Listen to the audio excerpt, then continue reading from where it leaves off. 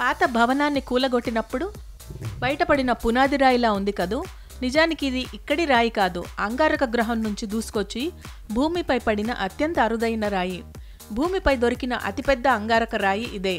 దీనిని బుధవారం ప్రఖ్యాత సాత్బీ వేలం సంస్థ న్యూయార్క్లో వేలం వేయగా అంచనాకు మించి ఏకంగా $5.3 బిలియన్ ధర పలికింది. మన కరెన్సీలో ఇది దాదాపు 44 కోట్ల రూపాయలకు సమానం.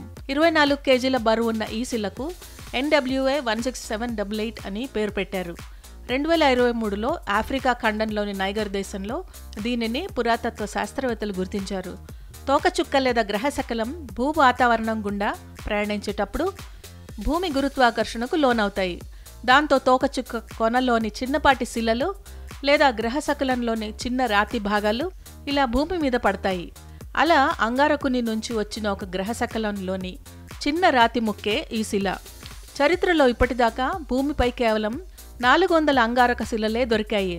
అవన్నీ చాలా చిన్నవి, ఇదొక్కటే పెద్దది. అందుకే ఇంత ధర పలికింది. భూ ఉపరితలం 75% సముద్ర జలాలతో నిండి ఉంటుంది. సముద్రంలో పడకుండా సహారా ఎడారిలో పడటం వల్లే మనకు ఇది దొరికిందని సాత్బీ సైన్స్ న్యాచురల్ హిస్టరీ విభాగ ఉపాధ్యక్షురాలు కసాండ్రా హ్యాటన్ చెప్పారు. అయితే ఈ రాయిని కొన్నది ఎవరో సంస్థ బహిర్గతం చేయలేదు. బుధవారం మరెన్నో అరుదైన చారిత్రక వస్తువులను సాత్బీ వేలం వేసింది.